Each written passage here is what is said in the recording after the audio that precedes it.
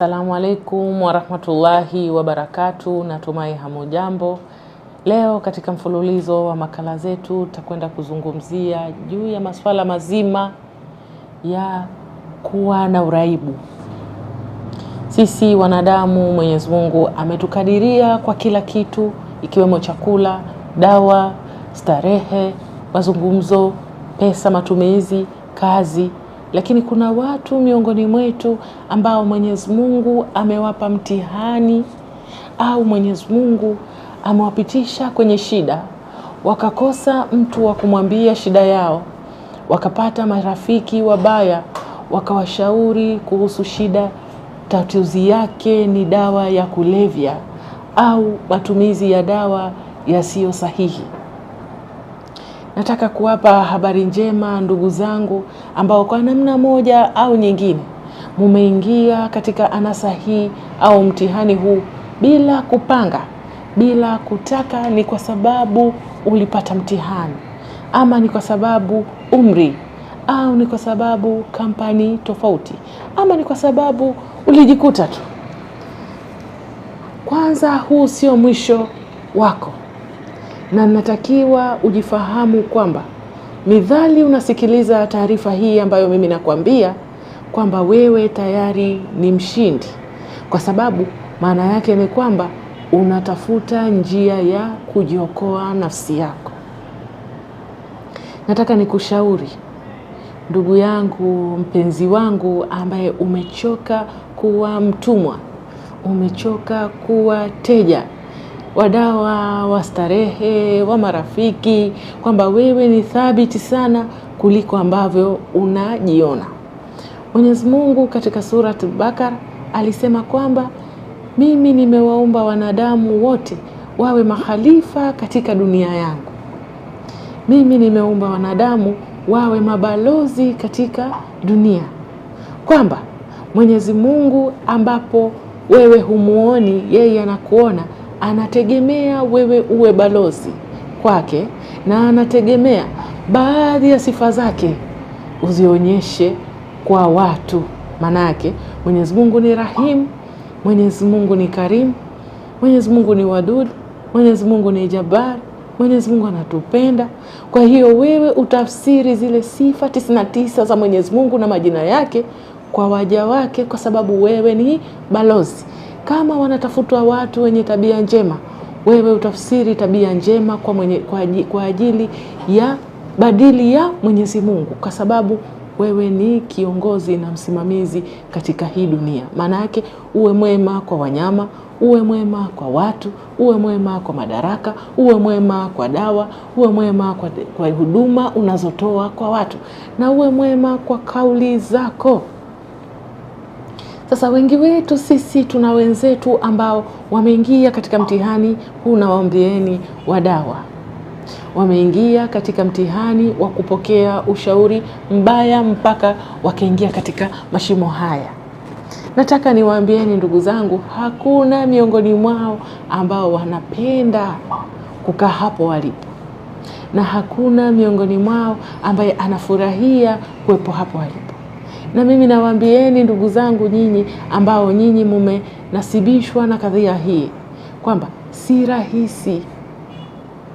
Sijui maumivu yenu, lakini najua si rahisi. Kwa fikra zangu kidogo na elimu kidogo nilopata, najua ni ngumu sana kuacha kuliko kutumia. Na najua kwamba mkiacha mnafikia hatua mpaka ya kutaka kifo. Na najua kwamba inawezekana mkashindwa kuacha. Lakini kama ilivyo huruma ya Mwenyezi Mungu, hata nyinyi nendeni na mili yenu, akili zenu kwa huruma hivyo hivyo, kwamba kwa kuhakikisha kila siku unaacha kidogo kidogo mpaka pale utakapoacha kabisa. Sio jambo zuri. Huwezi kuomba limpate mwanao wala mtoto wa mwenzio, na wala huwezi kuomba apate mwenzio katika imani au katika uumbaji.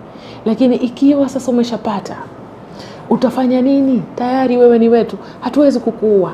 Tunachofanya ni kujaribu kukuletea huduma ya kwanza, ambayo ni ya kusema na akili yako. Na mimi kama mshaharishaji wako wa masuala ya afya ya akili nakwambia hivi, utakuwa salama tena, utarudi kwenye harakati zako. Lakini ninakuita leo kwa sababu nimesikia wito juu yako kutoka kwa Mwenyezi Mungu katika Surat Bakara. Anawaambia malaika wote pamoja na sheitani, msujudieni Adam. Wale malaika wakasujudu isipokuwa Ibilisi. Akasema, mimi siwezi kumsujudia huyu mtu kwa sababu yeye umemuumba kwa udongo, mimi umeniumba kwa moto. Iweje basi mimi niliyeumbwa kwa moto nisujudie mtu loumba kwa tope tu? Mwenyezi Mungu akasema, ninda kufukuza utoweke katika mbingu yangu, uondoke katika arshi tukufu, na wewe usirudi hapa, uende katika mashimo marefu zaidi ya moto, kwa sababu mimi huyu ni halifa wangu. Kama malaika walioumbwa na nuru wamekusujudia wewe, aliyekataa ni Ibilisi, na unaijua nafasi ya Ibilisi mbele ya Mola wako mtukufu. Ibilisi yeye ni mtu wa motoni, na sisi umati wa Muhammad wote tumetabiriwa pepo, ikiwemo wewe ambaye umepata kadhia hii. Maana yake ni kwamba rehma ya Mwenyezi Mungu bado iko na wewe, rehma ya Mwenyezi Mungu bado inakufuata nyuma, kwamba leo ukibadili mustakabali wako utarudi kwenye nafasi yako.